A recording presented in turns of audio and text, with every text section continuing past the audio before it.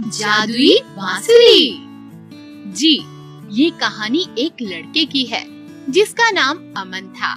अमन अपने माता पिता और दादाजी के साथ रहता था और वो अपने दादाजी के काफी करीब था और पढ़ाई में भी होशियार था। वो रोज स्कूल जाता और आकर अपना बाकी समय ज्यादातर अपने दादाजी के साथ बातों में गुजारता था।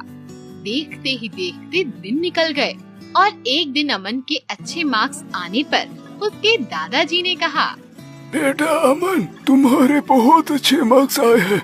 मैं काफी खुश हूँ। एक काम करो, आज स्कूल से आओ, मैं तुम्हें एक उपहार दूंगा। अमन ये सुनते ही खुश हो गया और स्कूल के लिए निकल गया और बस का इंतजार कर रहा था कि कब स्कूल की छुट्टी होगी और कब उसे वो उपहार मिलेगा। स्कूल खत्म होते ही वो तुरंत अपना बस्ता उठाकर घर के लिए दौड़ पड़ा और सीधे अपने दादाजी के कमरे में पहुंचा। दादाजी, मैं आ गया। मुझे मेरा उपहार मिल सकता है? क्यों नहीं बेटा, जरूर, अंदर आओ। अमन के दादाजी बिस्तर के नीचे पड़ी एक संदूक बाहर निकालते हैं और उसे खोल के बहुत ही शानदार सी दिखने वाली बांसुरी निकालते हैं और अमन को देते हैं।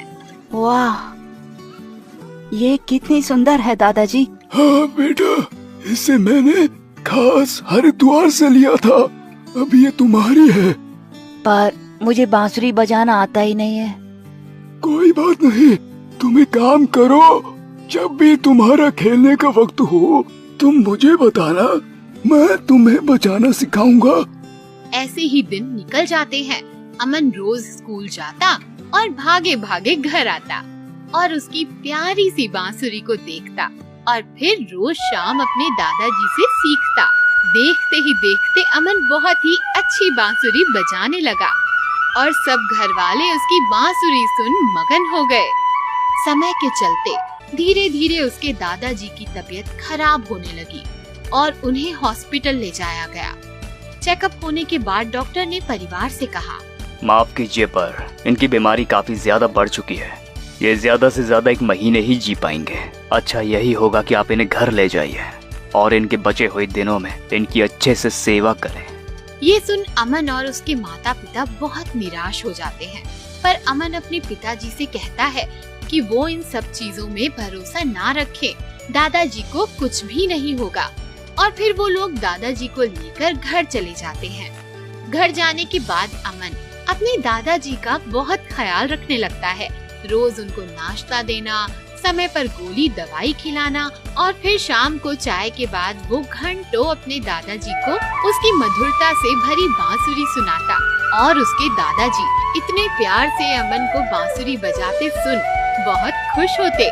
जैसे जैसे दिन निकलते गए उसके दादाजी वो बांसुरी सुन ठीक होने लगे। 1 महीने के बाद जब डॉक्टर ने उसके दादाजी का चेकअप किया तो वो हैरान हो गए क्योंकि अमन के दादाजी पूर्ण रूप से स्वस्थ हो गए थे। अमन को समझ आ गया कि ये बांसुरी कोई आम बांसुरी नहीं है, ये एक जादुई बांसुरी है जिससे बजाकर लोगों को ठीक किया जा सकता है। और फिर वो उन सब लोगों को जिन्हें डॉक्टर ने कहा था कि वो बीमारी के चलते ज्यादा दिन जीवित नहीं रह पाएंगे, उन सभी को अपने घर के पास बने बगीचे में बुलाता है और रोज शाम को उन्हें बांसुरी सुनाता है। देखते ही देखते वो ठीक होने लगते हैं। थोड़े दिनों बाद अमन के पिताजी उसे रोज बांसुरी लोगों को सुनाता देखते और उन्होंने उससे पूछा, बेटा अमन, तुम रोज बगीचे में उन लोगों को अपनी बांसुरी सुनाते हो, तुम्हें अपनी पढ़ाई पर ध्यान देना चाहिए। नहीं पिताजी, ये लोग उन्हीं लोगों में से हैं जिन्हें डॉक्टर ने वही बात कही थी जो कि दादाजी से कही थी, लेकिन उन्हें ये कहे बहुत दिन हो गए, फिर भी अब तक वो काफी स्वस्थ हैं पिताजी। अमन के पिताजी सोच में पड़ जाते हैं और फिर वो डॉक्टर को बुलाते हैं। डॉक्टर उन सब लोगों की रिपोर्ट देखकर चौंक जाता है और उसके पिताजी से कहता है, असल में ये सब लोग अमन की बांसुरी सुन सच में ठीक हो रहे हैं और इसे म्यूजिकल थेरेपी भी कहा जाता है। आपका बेटा उन्हीं लोगों में से एक है। इसकी मधुर बांसुरी सुन लोग ठीक हो जाते हैं। ये सुनकर अमन के पिताजी अमन से कहते हैं, बेटा तुम बहुत अच्छा काम कर रहे हो।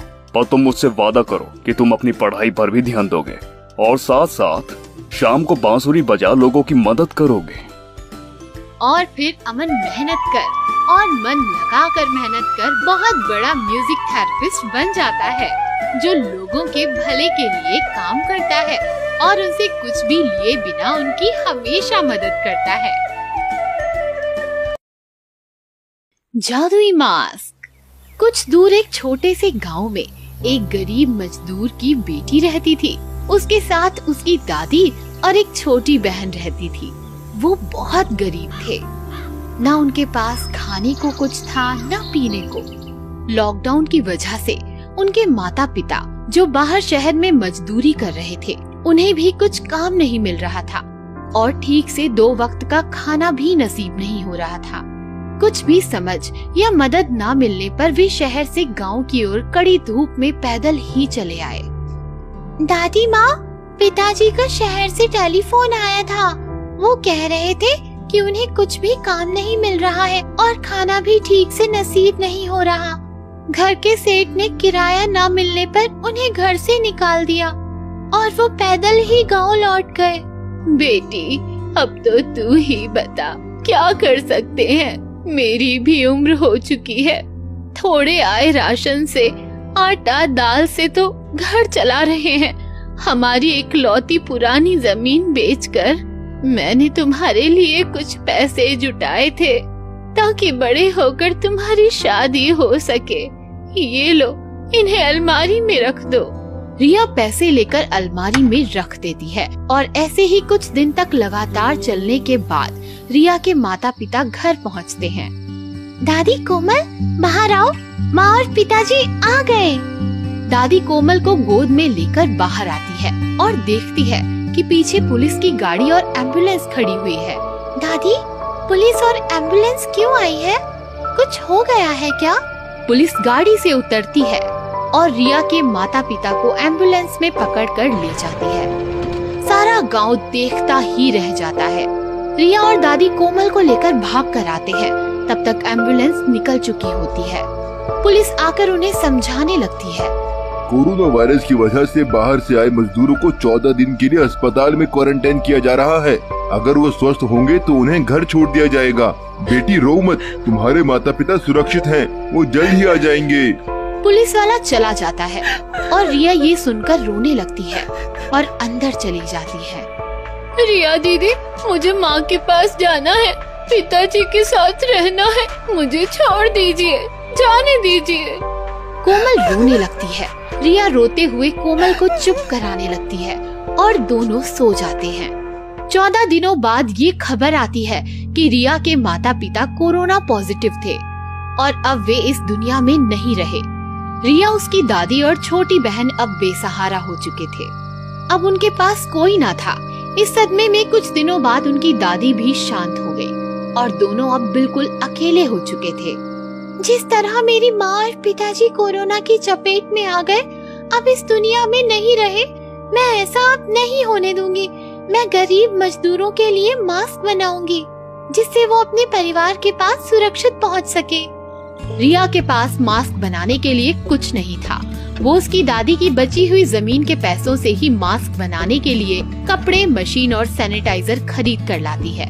मास्क को सैनिटाइज करके गरीबों तक गली गली जाकर फ्री में मास्क बांटती है। एक दिन वो चलते चलते एक बरगद के पेड़ के पास पहुंचती है और कड़ी धूप के कारण कुछ देर वही बरगद की छांव में बैठ जाती है और शाम होने का इंतजार करती है। बैठे बैठे उसकी आंख लग जाती है और वो सो जाती है। रिया उठने के बाद देखती है कि उसकी मास्क की टोकरी गायब हो गई। वो उसे ढूंढने लगती है। शाम हो गई, अब जाकर बाकी के मास्क बांट देती हूँ, फिर घर जाकर खाना भी तो बनाना है। अरे अरे, मेरा टोकरा कहाँ गया? कहीं पेड़ के पीछे तो नहीं? कहीं हवा से इधर उधर तो नहीं चला गया? मुझे उसे ढूंढना होगा। मेरे पास अब पैसे भी नहीं बचे नए मास्क के लिए। वो उसे हर जगह ढूंढती है और उसे कुछ नहीं मिलता और उसके सारे पैसे भी खत्म हो चुके हैं। उतनी ही देर में तेज हवाएं चलने लगती हैं और बरगद के पेड़ पर बंधा एक कपड़ा उस पर आ गिरता है। वो कपड़ा खूब मुलायम होता है, दूसरे कपड़ों से बिल्कुल अलग और बहुत अच्छा। रिया उसे देखकर खुश हो जाती है। वो उस कपड़े से मास्क बनाने का सोचती है। क्यों ना मैं इस कपड़े से मास्क बनाऊं? कम से कम इस कपड़े से कुछ मास्क तो बन ही जाएंगे। रिया उस कपड़े को ले सीधा घर पहुंचती है और फिर वो उस कपड़े को काट कर मशीन पर मास्क बनाने के लिए सिलने लगाती है। देखते ही देखते वो थोड़े मास्क बना लेती है और फिर वो थोड़ी दुखी भी हो जाती है कि वो ज्यादा मास्क नहीं बना पाई और रिया उदास बैठकर रोने लगती है। तभी अचानक उसे जमीन पर कुछ जगमगाता हुआ दिखाई देता है। रिया देखती है कि जमीन पर पड़े हुए वो कपड़े के टुकड़े चमकने लगते हैं और कमरे से सारे टुकड़े इकट्ठे होकर वापस से एक बड़े से कपड़े का रूप ले लेते हैं। और रिया ये देखकर समझ जाती है कि ये कोई आम कपड़ा नहीं है और रिया वो देख बहुत खुश होकर फिर से मास्क बनाने लगती है। वो जितने मास्क बनाती उतना ही कपड़ा लंबा होने लगता। रिया घबरा जाती है और सोचने लगती है कि ये कपड़ा उसके माता पिता का आशीर्वाद है, जिससे वो उस कपड़े से बने हुए मास्क को जादुई मास्क समझने लगती है। और ये सोचकर वो सारे गांव और हर जगह गरीब मजदूरों और गरीब लोगों को मास्क बांटने लगती है। और थोड़े दिनों बाद उसे पता चलता है कि उसके जादुई मास्क से कोरोना के मरीज ठीक हो रहे हैं और जितने भी गरीब मजदूर हैं वो अपने परिवार के पास सुरक्षित पहुंच रहे हैं। और इस अच्छे काम को मेहनत और लगन से करने पर उसे प्रधानमंत्री से पुरस्कार मिलता है। तो बच्चों, आपने इस कहानी से ये सीखा कि हम अगर किसी की मदद अच्छे मन से करते हैं तो भगवान भी हमारा अच्छा ही करता है। अगर कोई मुश्किल में हो तो उसकी मदद जरूर करनी चाहिए।